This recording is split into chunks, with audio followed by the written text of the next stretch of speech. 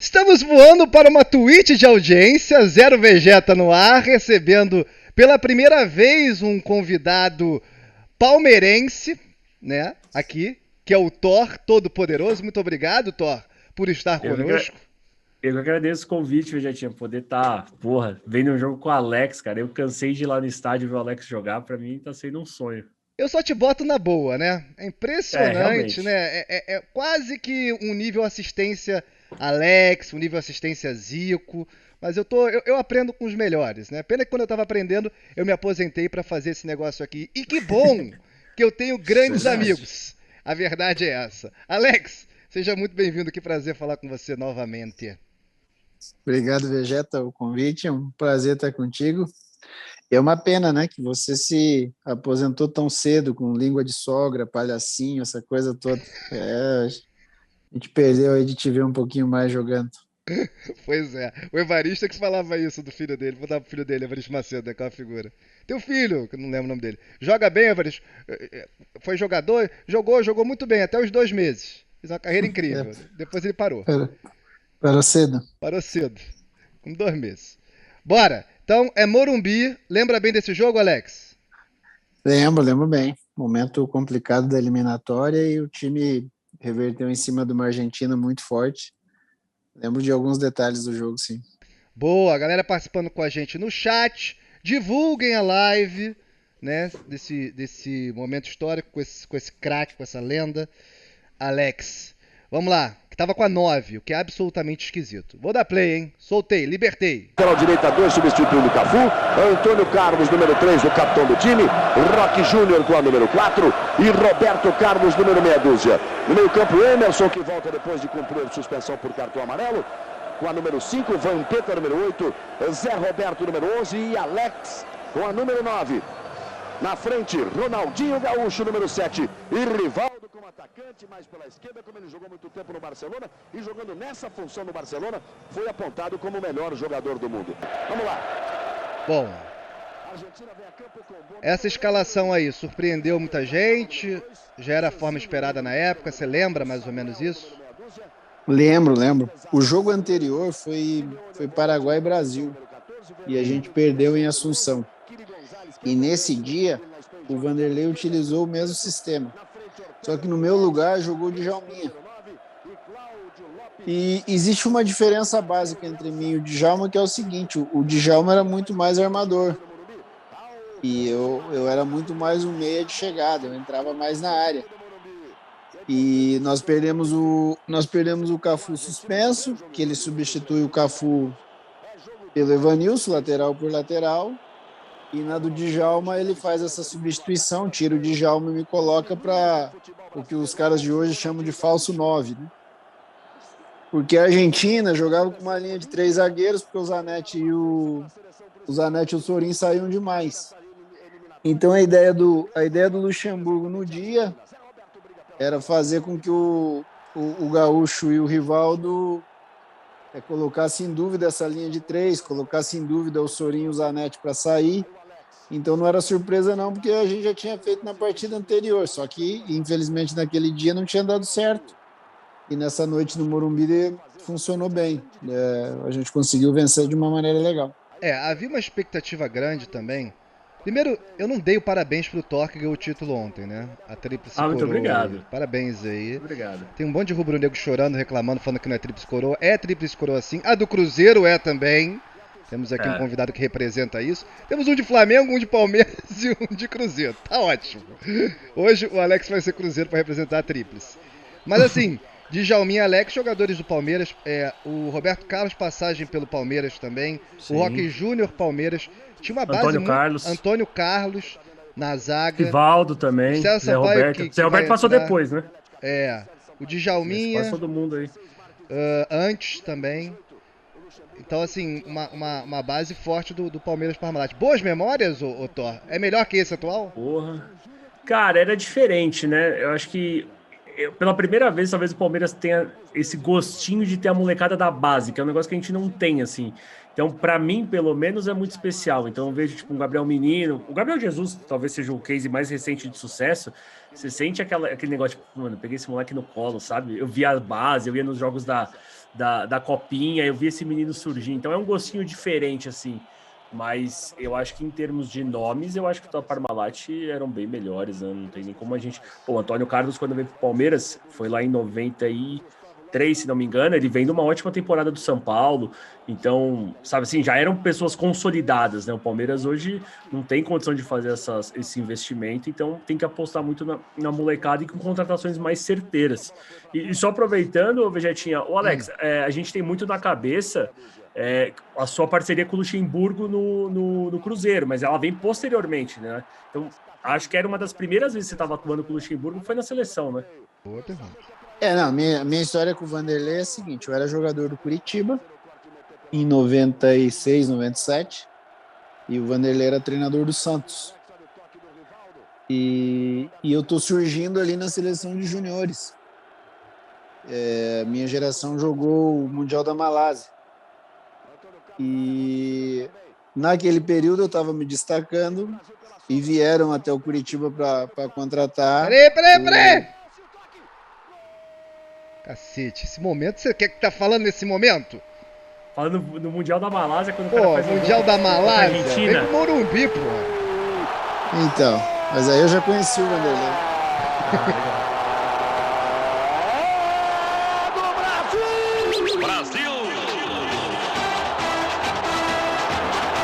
O Bonano, coitado, deve ter pesadelo com o Alex, né? Porque o Bonano era goleiro do River quando o Alex faz 2 gols lá pra classificar a gente. Me adora. Bonano na final da deve Libertadores. Deve ter pesadelo com o Alex até hoje. Sou tão tijolo quente na mão do Bonano também que vai aparecer daqui a pouco. Eu não tenho a lembrança do Bonano, porque eu era pequeno, nessa época eu tinha 8, 7 anos, mas dos vídeos que eu vejo do Bonano parece ser um goleiro bem mediano, assim. A gente já não tem muito dessa escola de grandes goleiros. Já teve, cara. Até o Fidjol era uma coisa incrível. Mas aí depois realmente, o que o Alex fazia de gol no Bonano era sacanagem. Mas fala, Alex, eu interrompi. Desculpa, porque parece que teve um gol aqui. Um cara aqui. Não, então, eu jogava no Curitiba e vieram me contratar em Curitiba o Santos, o Corinthians e o Palmeiras. E o Santos, o treinador era o Luxemburgo. Foi a meu primeiro papo com o Vanderlei. Aí eu acabo fazendo a opção pelo Palmeiras, e foi opção mesmo, eu que escolhi, porque as propostas eram muito parecidas para o Curitiba, e eu acabo fazendo a opção pelo Palmeiras, acabo indo para o Palmeiras. E em 98, quando o Vanderlei era treinador do Corinthians, ele assume a seleção, e a primeira convocação dele no Brasil e Iugoslávia, no Maranhão, ele me convoca. Então, a partir dali, eu crio uma relação com ele. A forma como ele via futebol se encaixava muito daquilo que eu apresentava. E aí depois ele foi meu treinador no Palmeiras, e por último ele foi meu treinador no Cruzeiro, que é onde a gente carimbou mesmo a parceria. Mas eu conheço o Vanderlei a primeira vez quando jogava ainda no Curitiba. Eu vou ter que voltar um pouquinho, só um segundo, porque teve um lance aqui que é emblemático. Lá vai o Alex. Mais 2, ele toca para Ronaldinho. Saiu. Olha os meninos. Vou te falar que esse tipo de caneta é o que eu mais gosto, que é natural, entendeu? Que é uma caneta que é do jogo, é recurso para seguir jogando, para seguir em frente, não é para humilhar, não é nada. Opa, Rock Júnior, que beleza. Não fala mal do Rock, hein? Ok. Alex, viu muito o Zico fazer isso também, né? Muito. Mas o meu jogo não tinha nada disso, né, Vegeta? O meu jogo era pra frente mesmo. Sim. Eu, por exemplo, tem lances aí que são lances bonitos, que o torcedor gosta. É aquela coisa que você faz muito na pelada e fica tirando o sarro do adversário, que às vezes até teu irmão, é alguém da tua família, e você brinca porque é bonito. Mas o meu não, o meu era de efetividade mesmo. A minha ideia era passar pelo cara. Se fosse no meio da perna, ótimo. Mas se fosse pelo lado, ótimo também. Eu primava por jogar da maneira mais simples. Se você vê o lance aí, o Simeone dá o bote, é o jeito que eu tenho de sair da marcação. Mas acabo dando sorte e dar uma caneta, mas poderia ser do lado da perna dele. eu não citei o Zico à toa, que é um drible que ele dava muito, esse pra dentro, assim, ele fazia muito, tanto que na fita VHS antiga dele, ele ensina exatamente essa puxadinha pra dentro, e acaba que de tanto assistir você pega algumas coisas, né, você tenta imitar e na hora do jogo você copia, né? Copia. Começa a copiar e acaba saindo. Thor, você quer defender Rock Júnior aí? Faça isso. Cara, faço questão, pô. O Rock é um dos meus primeiros ídolos que eu tenho no futebol. Eu sempre tive um negócio com um zagueiro no Palmeiras. Pra mim, primeiro foi o Clebão, assim, foi meu primeiro ídolo no futebol. Depois veio o Rock Júnior, o Júnior Baiano, aquela zaga do Palmeiras pra mim, porra. O meu sonho era ter aquela camiseta do...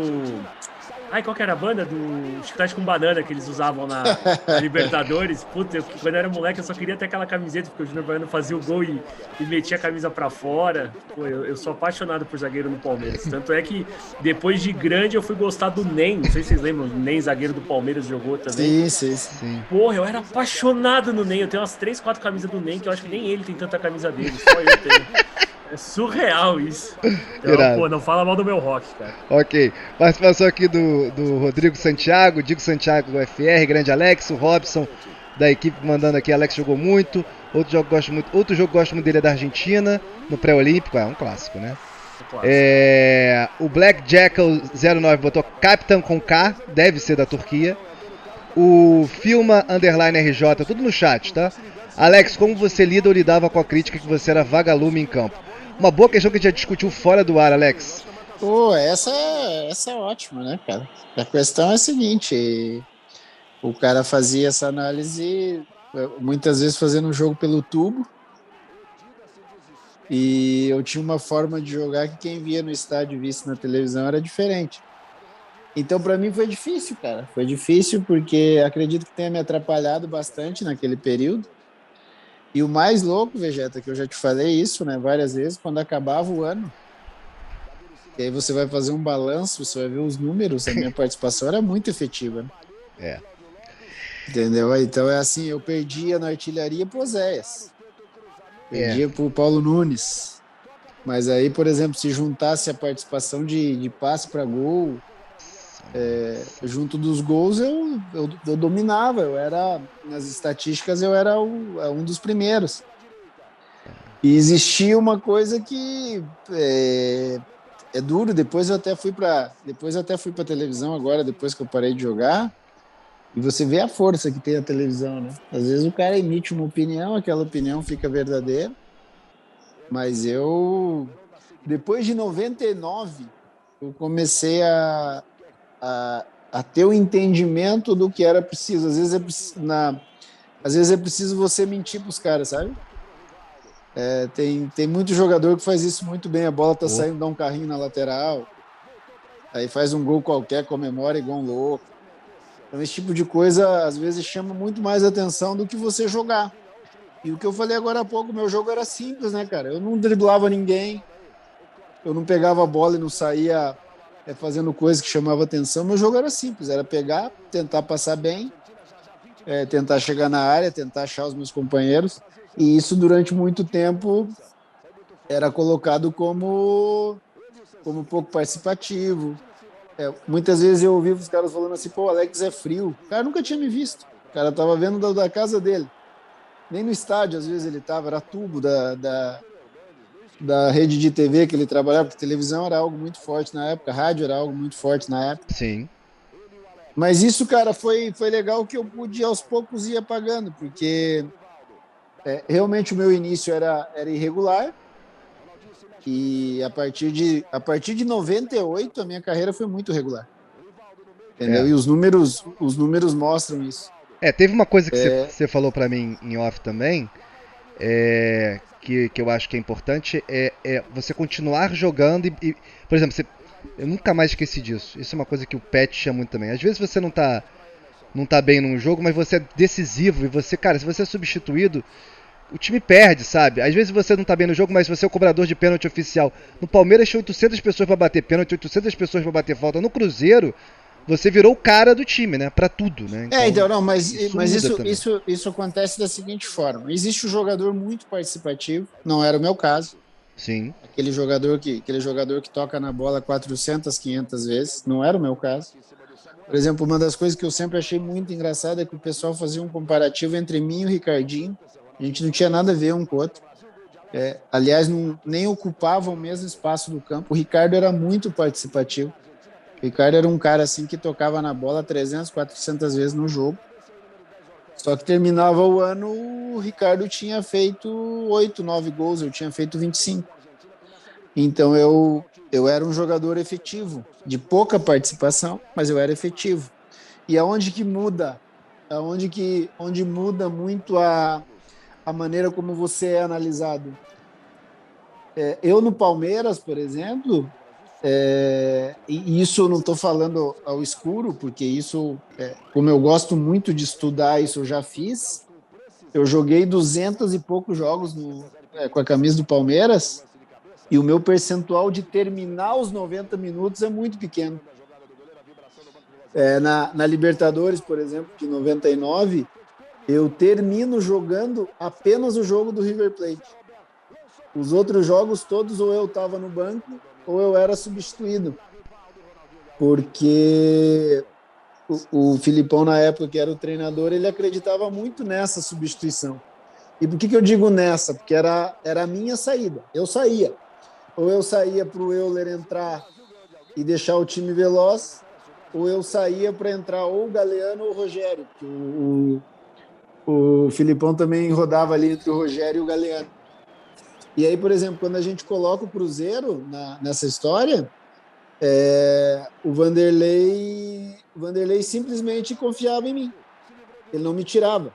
Inclusive, eu acho que eu já te contei uma história. Eu estou jogando um Brasil e Colômbia pela eliminatória da Copa, para a Copa de 2002. É o primeiro jogo da eliminatória, lá em Barranquilla. E eu fiz um primeiro tempo do nível do time, de razoável para bom. Só que quando eu vou para o vestiário, como eu estava acostumado com o Filipão de treinador, eu vou com a ideia do seguinte: o treinador vai me tirar, né? Porque no Palmeiras eu saio. Então aqui provavelmente eu também saia. Quando o Vanderlei faz uma substituição, que ele tira um volante e põe um meia, eu tomo um susto. Era a primeira vez que eu estava vendo aquilo. Porque o normal, se o treinador fosse o Filipão, era me tirar e pôr outro meia. O Luxemburgo não. O Luxemburgo simplesmente arrumou um posicionamento meu e, se eu não estou enganado, pôs o Ricardinho para jogar um pouco mais atrás, que não era volante, mas era um meia. Então, esse tipo de coisa não adianta, você tem que lidar. O meu início foi complicado, mas depois eu aprendi a lidar com isso sendo decisivo. Nem sempre jogando bem, mas sendo decisivo. É isso, né? Vegetinha, você me Fala, permite fazer uma pergunta meio tática pro Alex? Eu permito, já, assim que eu atender a galera aqui do chat. Então, por favor. O Filme Underline RJ, boa, foi gigante, técnica pura, pena que não jogou no meu fogão. O Bruges, a gente tava falando disso antes de entrar no ar. Não jogou, mas jogou contra numa estreia aí que não deixa memória alguma pra mim, mas deixa pra vocês. É lá em 2000. Procure saber. O Bruno G. Meg pergunta se você teve problemas com peso. Eu não lembro disso. Não, nunca tive. E o Filma RJ pergunta também se você teve algum clube brasileiro que você queria ter jogado, mas não jogou. Mas, Thor, guarda a sua pergunta. Fala, Alex. Guardei. Não, nunca tive problema com peso. Inclusive, sempre joguei abaixo do que os fisiologistas, os preparadores físicos pediam. Eu fui um cara muito regrado. Eu tinha muita preocupação em fazer as coisas da maneira como todo mundo achava que era correto, então fui muito profissional, nunca tive esse problema. E a outra, eu tive um clube que eu gostaria muito de ter jogado, tenho vários amigos que jogaram lá e falavam muito bem, mas é um clube que normalmente eu não falo o nome desse clube para evitar ter problema, né? Porque hoje em dia qualquer coisa que você fala vira um problemão, mas realmente tem um clube que eu gostaria de ter jogado, sim. Fala, Thor. Ô Alex, eu gosto muito da parte tática do futebol. Não que eu seja um grande entendedor, mas eu gosto. E aí eu tava percebendo, você falou que você jogou como um falso 9 nessa época. Talvez, e eu acredito que a gente nem tivesse esse entendimento tático, digo, na mídia, para abordar esse tema na época. Mas assim, no Palmeiras, você era aquele meia que ficava na ponta do losango, né? Então ficava tipo Galeano, César Sampaio e Zinho. Ou no lugar do Galeano, o Rogério, como você já disse. E aí você vai para uma seleção que joga como falso 9. E hoje a gente vê que os grandes meias, né, esses camisas 10, eles estão mais deslocados às pontas ou fazendo esse falso 9, como o Messi fez no Barcelona, como o Firmino faz no Liverpool. Cara, o Luxemburgo sempre teve essa parada assim um pouco mais fora da caixinha e vocês sentiam isso sempre, porque a gente tá falando isso nos anos 2000, Guardiola só vai fazer isso no Barcelona, sei lá, uma década depois, ou a gente fica sabendo disso só uma década depois. Como que era essa relação do Luxemburgo e como que era montar um time de pessoas que não jogavam juntas com uma complexidade tática que não era algo tão normal para a época, pelo menos nas discussões. Não, assim, vocês estão aqui com o programa do Vegeta, que provavelmente ele vai trazer vários outros ex-jogadores e várias outras pessoas ligadas ao futebol. Sim. Se for fazer uma pesquisa com a minha geração e uma geração um pouquinho mais velha do que eu, todos vão citar o Luxemburgo. Vai ser quase que uma unanimidade. Porque a questão do Vanderlei era o seguinte, era tecnicamente quem tivesse melhor, ele ia dar um jeito de colocar todo mundo para jogar. E a outra coisa que era importante para ele era o seguinte, você ia jogar sempre em busca do gol. Pouco importa quem era o contrário, podia ser a Argentina, podia ser o Corinthians se ele estivesse dirigindo o Palmeiras, podia ser o Palmeiras se ele estivesse dirigindo o Corinthians, o contrário, o adversário, para ele importava pouco. Ele queria fazer o primeiro gol e fazer o segundo gol. E eu falo isso na boa porque, por exemplo, eu peguei no auge, que eu considero o auge dos dois, o Filipão e peguei o Luxemburgo, tanto em seleção quanto em clube. E a maneira como os dois enxergavam o jogo era totalmente antagônico. E os dois são vencedores. Isso é uma mostra, uma prova de que não existe uma fórmula única para você vencer. Existem maneiras de se vencer e o Felipe e o Luxemburgo eram diferentes. Então, quando a gente fala em parte tática, o Vanderlei tinha uma preocupação a mais com isso. Eu só vou fazer uma correção. Nesse Palmeiras que você cita, não jogava no losango. Na verdade, era uma época que o futebol brasileiro jogava no que todo mundo chama de 4-2-2-2. Sim. Então jogava César Sampaio e Rogério, ou Galeano e César Sampaio. E quando eu cito esse primeiro nome, normalmente é um homem que saía menos. Então era o que a gente podia chamar de um 5 e de um 8. E aí formavam com dois meias na frente, que no caso do Palmeiras era o Zinho e mais um. Por que era mais um? Porque durante um período fui eu, durante um período foi o Arilson, durante um período foi o Darcy, durante um período foi o Jackson. Eu tive que matar um leão todos os dias para poder jogar nesse time do Palmeiras. Porque todo mundo que chegava ali naquela função carregava o peso do seguinte, você é bom, mas não é o Djalminha. Porque os meses do Djalma, aquela lembrança de 96, era muito forte com o Djalma e Rivaldo. Palmeiras de 100 então, gols. Assim, então tinha ali o que a gente chamava de um quadrado. E na frente existia um Oséias mais centralizado e um Paulo Nunes movimentando, indo para onde ele quisesse. Por quê? Porque o espaço do corredor lateral era ocupado pelos laterais. Na época, pelo Arce e o Nenê pela direita e o Júnior e o Rubem Júnior pela esquerda. Então, os laterais eles eram obrigados a apoiar. E isso não era aquele Palmeiras, né? Isso o futebol brasileiro era assim, era jogado dessa forma. Então, assim, o que eu posso destacar de diferença é que 1-0 para o Filipão era excelente. O Vanderlei preferia ganhar de 5-4. Eu acho que essa era a diferença básica entre ambos. E aí na parte... Perdão, fala. E aí na parte tática o Vanderlei queria pôr todo mundo que tecnicamente fosse os melhores. Tanto que a gente pode ver, ele traz o Emerson de 10 para 5, ele traz o Rincon, se os mais novos não vão lembrar, mas o Rincon era camisa 10 na Colômbia. camisa 10 no Real Madrid, camisa 10 no Napoli. Quando ele vai para o Corinthians com o Luxemburgo, ele mete o Rincon de 5 na frente da defesa. Então, esse tipo de situação era algo que o Vanderlei procurava fazer sempre, diferente de alguns outros treinadores. E que 5, aí é o né? gol, ó. Aí é o gol. Veio quente? Aí é o gol. Vamos dar um som pro Galvão, dar essa moral pra ele.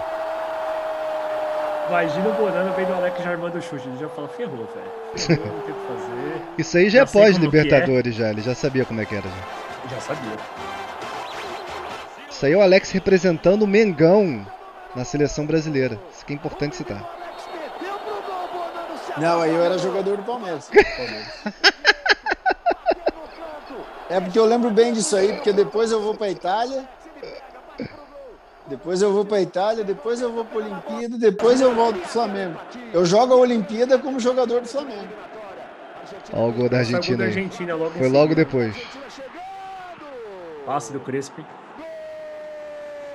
Pois é, isso a gente é uma coisa que a gente tem que falar também, né? Vocês, e o Alex faz parte disso, agradecendo o Pedro participando com a gente, mandando que resenha, o Bruno Lende, que chegou mais também. Do Bielsa, que hoje em dia é um técnico conceituado da Premier League, o Louco. Vocês acabaram com uma geração da Argentina, assim, trucidaram uma geração da Argentina extremamente talentosa, né? A verdade é essa. Eles eram, mas a nossa também era. Né? A nossa era fantástica. Era mais Acho ainda. Teve isso também, né? Você tá falando de, por exemplo, eu vou ficar na lateral esquerda. Na lateral esquerda nós estamos falando de gente que ficou fora. Serginho, Silvinho, Atirce, Gilberto. Felipe. Citei Felipe. É que o Felipe fica... Eu não falei o Felipe porque o Felipe passeava. Transitava no campo, né? O Felipe nessa seleção aí com o Vanderlei, tem jogos que o Felipe é o cara que joga aberto na ponta esquerda. O Vanderlei adorava ele de ponta esquerda. Porra. Então a gente... O Vanderlei gosta de futebol, né? Porra. Não, o Vanderlei é uma pena que os dias de hoje não mostre aquilo que a forma como o Vanderlei armava os seus times. Porque se nós formos olhar a história do futebol brasileiro, o Vanderlei provavelmente vai ter ali 4, 5 times que ele era o treinador, colocado entre os melhores. Porque realmente ele queria ganhar e queria atacar e queria pressionar o time adversário. E a geração de jogadores ajudava muito, né? Então a da Argentina realmente era muito boa, mas a brasileira também. A brasileira era fantástica. Absurda. Vamos ouvir a palavra do Lucha aqui na época. 2-0, um pouquinho mais de tranquilidade. E eles estão mexendo ali, levando o Emerson para frente, e estão mexendo nas costas do Emerson ali, e sempre recebendo aquela bola ali, saiu o gol em função daquilo ali. Então tem que corrigir um pouquinho o posicionamento do Emerson, ficar um pouquinho mais por trás. Verão vai dar a saída.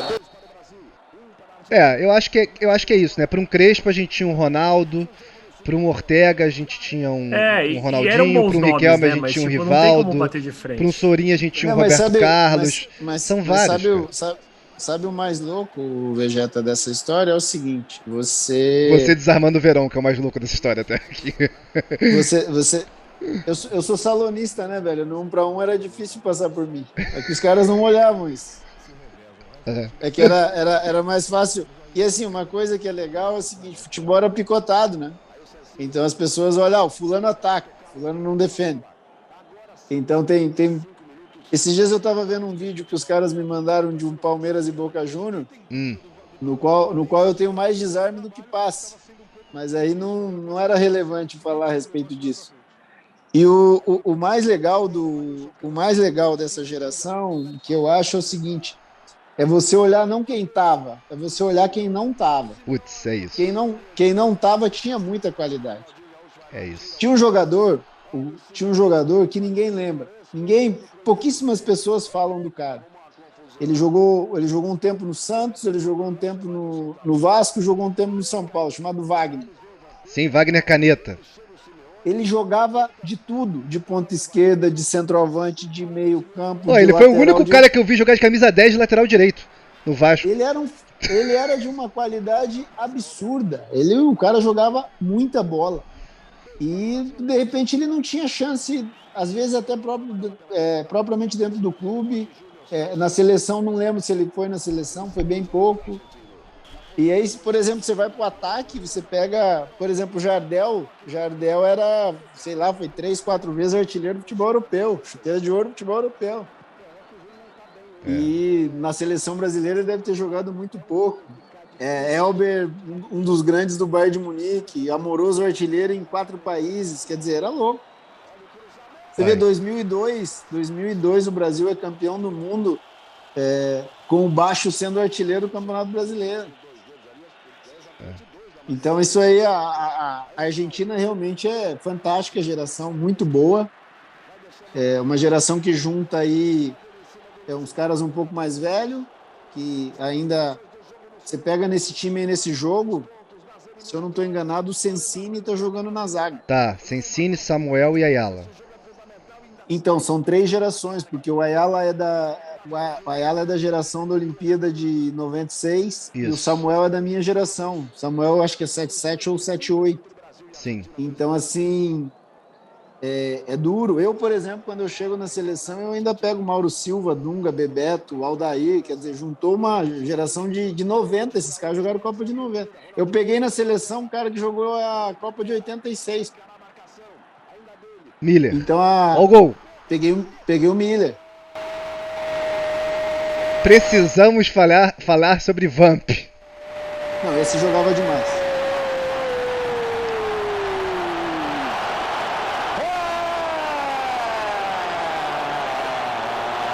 Vegetinha, o que você acha dessa camisa do Brasil, hein? Pra mim, uma das mais bonitas que já teve. Eu acho essa camisa irada, mas você, palmeirense, não vai apagar o brilho do Vamp, ok? Não, eu sei das mágoas, mas... O bigodinho dele é maravilhoso. Eu, rubro-negro, também tenho mágoa, já desabafei antes de entrar no ar, porque finge que joga, vocês fingem que pagam. O São Paulo tem mais mágoa ainda que a gente. Só mas o corintiano nesse gosta, no fim jogo, das contas, né? O Vampeta botou o Verão no bolso.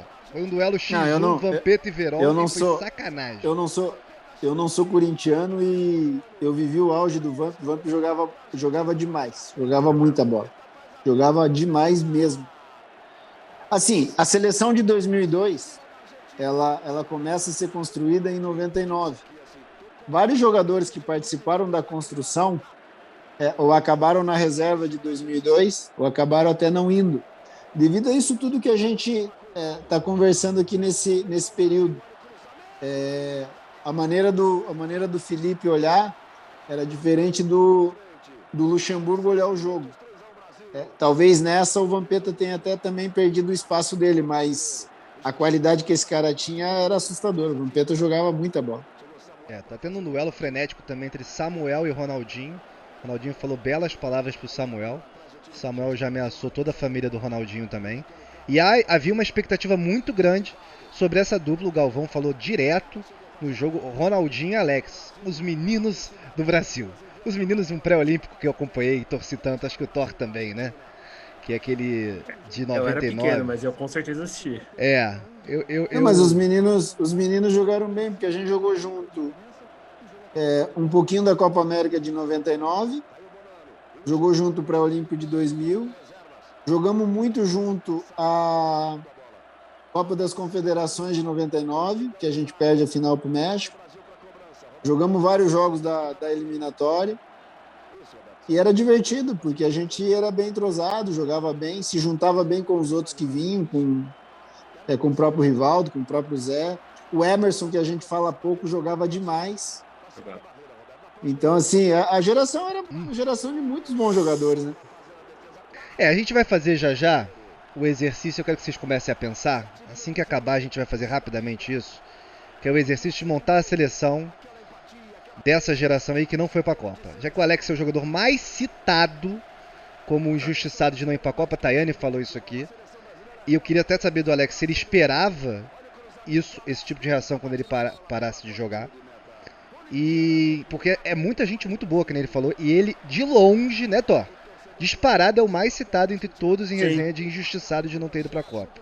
Você esperava isso? Não, mas sabe o mais louco, Vegeta? É o seguinte, que a minha história com a seleção, eu tenho que analisar da seguinte forma. Eu vou a primeira vez em 98, no primeiro jogo pós-Copa da França. E eu vou em tudo, cara.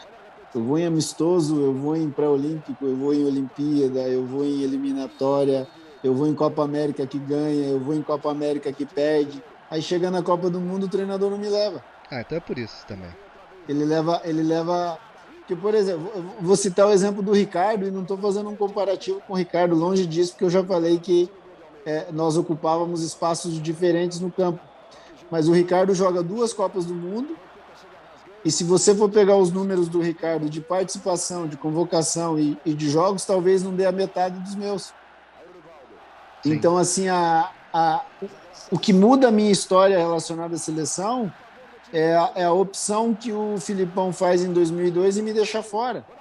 Porque assim que acaba a Copa do Mundo de 2002, no primeiro jogo, já depois da Copa do Mundo, eu retorno para a seleção. E isso que é o mais estranho na minha história. E aí, 2005, o Brasil é campeão da Copa das Confederações na Alemanha, onde o Adriano destrói. Eu não sou campeão porque eu dou azar, eu acabo machucando. Eu me machuco na apresentação, eu sou cortado. E para o meu lugar é convocado o Júlio Batista. E o Júlio Batista vai à Copa do Mundo e eu não vou. Então esse tipo de coisa vai alterando a história a minha história e de outros jogadores dentro da seleção. E mais um desarme seu aí, no 1-1, ali no combate contra o argentino. Thor! Posso fazer uma perguntinha pro Alex? Claro, por favor, Thor, diga. Não, é que o Alex, ele bate muito na tecla, e eu super concordo com ele, de a gente fugir um pouco do espaço comum, do tipo, o cara é bom, o cara é ruim, o cara é, sei lá, sem sangue, o cara é muito raçudo.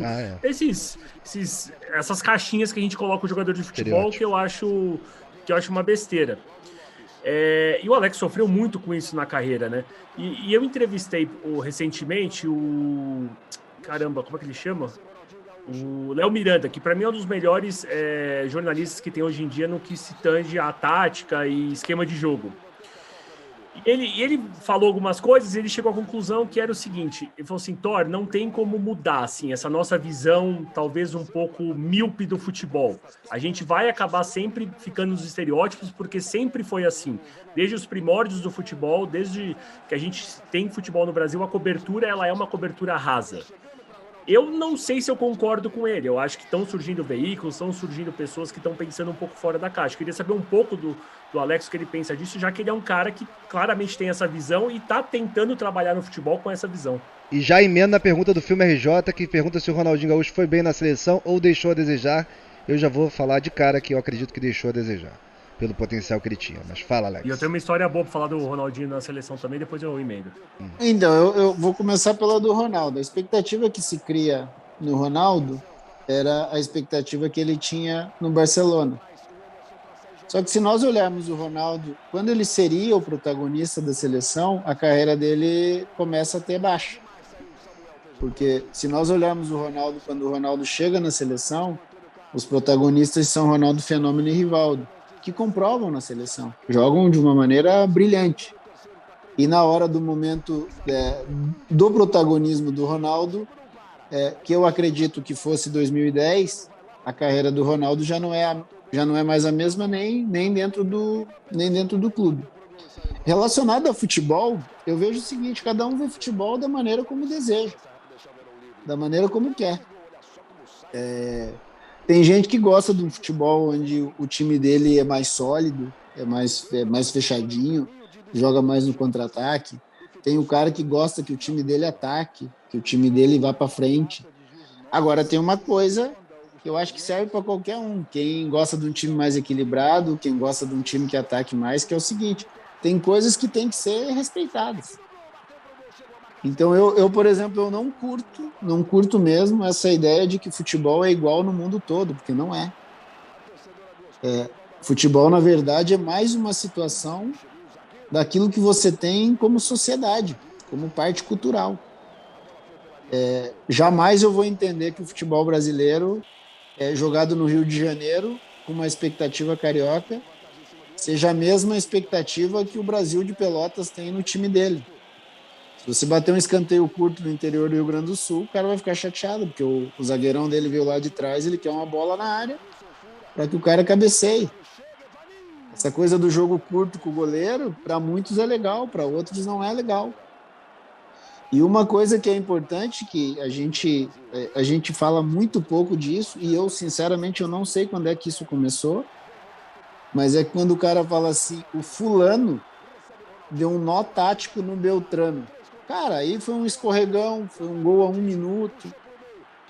Porque, na verdade, quem define é jogador de futebol, cara. Mas aí eu acho que o Lucha ajudou, cooperou nessa mudança nessa passagem de bola pro técnico tentar pelo menos vestir esse negócio. Eu concordo com você, mas eu acho que ele tem culpa nisso, desculpa. Não, mas assim, pode até ser, mas o Vanderlei só conseguiu fazer isso quando os jogadores dele executavam. Porque se o jogador não executar, esqueça. Eu vou dar o exemplo do Palmeiras ontem. O Palmeiras ontem ganhou ao natural do Grêmio. Não foi? Sim. Ele não passou aperto. Mas quando estava 0-0, passou uma bola na cara do Everton com o PP. Se o PP faz, muda o jogo. Se o PP faz, muda o jogo. O que eu tô querendo dizer com isso? Tem detalhes dentro do jogo que na análise final pouco importa. Importa muito pouco. Eu saí de jogos várias vezes. Eu saí substituído de jogos. Eu saía com o sentimento assim, cara, eu joguei bem. Só que eu não tinha feito gol e não tinha dado nenhum passe direto para acontecer alguma coisa. Mas eu saía com o sentimento de que eu tinha jogado bem. Outras vezes eu saía do jogo com o sentimento horrível. Falei, caramba, não joguei nada, mas foi 1-0 com o gol meu. E aquilo, para quem estava vendo, o peso do gol, ou de repente uma assistência minha, que às vezes não era nem uma assistência, era um escanteio, que era obrigação minha, eu era o cobrador, aquilo alterava a análise do jogo. Mas, assim, eu acho que de quando eu jogava para agora, as análises são bem diferentes em várias situações. Não é parecido como era feito na década de 90. E você acha que melhorou ou piorou? Não, acho que melhorou. Acho que a gente fala mais do jogo. Eu acho que fala menos do jogador, mas fala mais do jogo.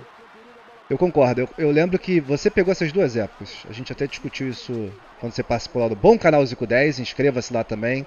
Um beijo pro patrão que está acordando agora lá no Japão. Aliás, já está bem acordado, treinando faz tempo. Que hoje tem treino. Quando ele folga, talvez ele estivesse acordando agora, que ele não gosta de acordar cedo. Mas a gente discutiu isso lá no Zico 10 Analisa, que você pegou uma época, e ele também, que nem contava assistência. Então a análise era absurdamente rasa em cima de gols. O cara fez gol, ele foi bem, o cara que joga mais pra frente. O cara não fez gol, ele foi mal.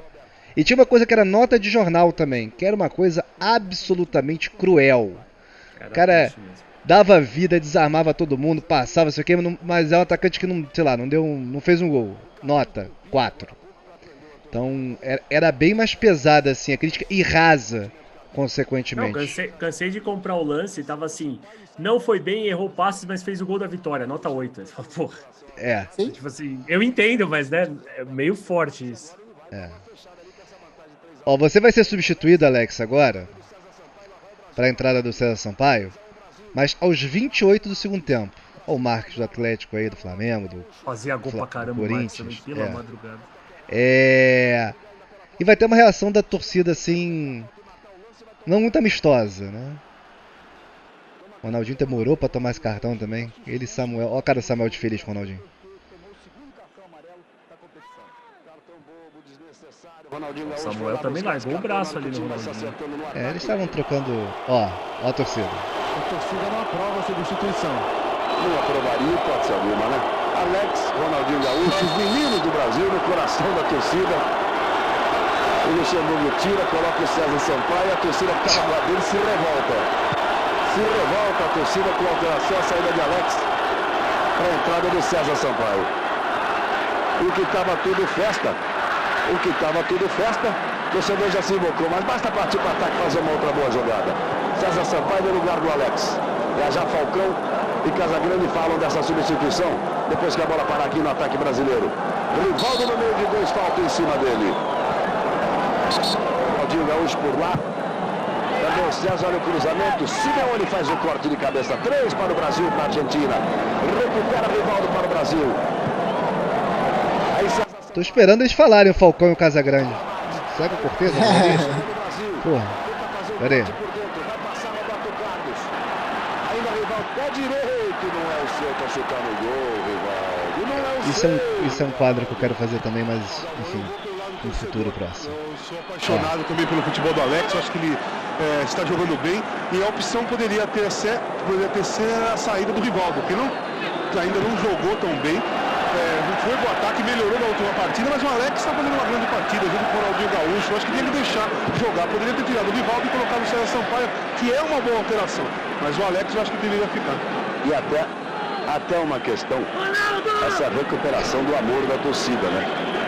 Ele gritando com o Ronaldinho lá, o Vanderlei Luxemburgo. Se sai o Rivaldo, entra o César Sampaio e fica o Alex lá, a galera não ia reclamar. Exatamente, não ia fazer muita diferença. Quer dizer, o Alex estava jogando melhor que o Rivaldo. Eu ia falar, a diferença ia ser aí. Ia ficar um jogador que está agradando o torcedor e está jogando bem, viu? Mas não é também um absurdo a alteração. Olha o lançamento para a área, Roberto. Mas não é. Fala, Alex. Não, mas eu vejo isso como normal. Eu, por exemplo, eu já vi várias pessoas falarem assim, quando falam de mim, né? Mas o Alex teve várias oportunidades e não foi bem na seleção. É um assunto que a gente tem que discutir muito em cima do jogo. Muito em cima do que aconteceu naquele dia. Porque é o que eu falei aqui. Se eu não tivesse jogado bem, por que eu estaria na próxima convocação? Por que eu teria tantos jogos? E uma outra coisa que é importante de lembrar, Vegeta, é que muitas vezes eu estava na seleção, mas eu jogava os minutos, né? Eu entrava no segundo tempo, eu entrava tendo que resolver alguma coisa ou com o jogo já resolvido. Isso é uma outra coisa, uma outra forma de se jogar. Então, assim, mas eu vejo os comentários que o Galvão colocou, que o Casa colocou, eu vejo isso como uma coisa normal. Eu acho o seguinte, quanto a isso, quero ouvir a opinião do Thor também. Mas eu acho que o Rivaldo também, na época, foi perseguido mais do que deveria. Tanto que no início eles ficam, colocar o Rivaldo no ataque, porque é assim que ele joga no Barcelona, porque ele não joga a mesma coisa que ele joga no Barcelona na seleção. E esse jogo, por exemplo, eu assisti todo hoje à tarde. Agora estou revendo o compacto. E o Rivaldo jogou bem nesse jogo. Então, assim, é porque havia a expectativa dele ser o melhor do mundo. Então, a cobrança em cima dele era muito maior. E o público brasileiro só abraçou o Rivaldo depois da Copa de 2002. Ele foi muito massacrado depois da Olimpíada de 96, lá da Nigéria, que ele e o Dida saíram mais como vilões. Em 98 ele fez uma ótima Copa. Não é o jogador, eu prefiro 10 vezes o estilo do jogador do Alex, depois eu discuto, Alex, do Djalminha. Eu não gosto tanto do estilo de jogo do Rivaldo, porque eu achava um estilo de jogo mais... sei lá, era mais chute a gol, mais... Ele não era o cara de fazer 1-2, segurava mais a bola. Não gostava tanto particularmente, mas não vou negar que era um jogador incrível e tinha que estar na seleção na época, né? Mas a diferença tá aí. O Rivaldo nunca foi meio campista. O Rivaldo foi um atacante. O Djalma não. O Djalma era meio campista. Isso. O Djalma era clássico. O Djalma merecia, por exemplo, jogar mais na seleção, ter mais reconhecimento de um público em geral, com certeza sim. No nosso meio, quando a gente fala no Djalma, a gente reverencia. Muito. Você já viu, você já teve com a gente quando o Djalma chega, porque o cara era genial. Não que o Rivaldo não fosse, mas é que o Rivaldo era atacante, era uma outra função, era uma outra coisa que se fazia. E assim, as histórias, elas são contadas de várias formas. O Rivaldo ele poderia ter sido rifado na Olimpíada de Atlanta. Mas aí ele pegou um treinador que confiava nele, e ele faz uma Copa Fantástica em 98, e aí ele ganha o prêmio em 99 jogando no Barcelona, e depois ele arrebenta, tem uma carreira em clubes e na seleção espetacular. Agora, a gente poderia citar aqui vários nomes, cara, que os caras jogaram bem e a gente nem lembra, ou nem cita, ou nem fala. Sim. Então, falar de futebol brasileiro, de jogadores brasileiros, a gente com certeza vai ser injusto com alguém, porque realmente a gente teve a felicidade de ver grandes jogadores. Então teremos outros grandes jogadores aqui com a gente, e começamos com esse amigo craque ambidestro, que essa função de estar junto com o patrão me deu, graças a Deus, esse pupilo favorito que eu brinco com ele. E é isso. Obrigado aí pela participação. Agora, Vegeta, você Fala. pode procurar aí. Canhoto de pé direito, eu fui o que fiz mais gol. Isso Não, é isso inegável. é inegável. Isso aí, eu já te falei. Isso- Você até me Isso- sacaneou você uma vez. Você pode pegar o Rivaldo, você pode pegar os caras da minha geração. O pé direito dos caras era tudo morto, o meu funcionava. Não, é impressionante. Pra canhoto eu nunca vi. É um fenômeno de. E pra destro também já é também uma. Já é impressionante também. Canetão Simeone, tá bom? Um abraço. Valeu, tá? Fechamos. Obrigado, Alex.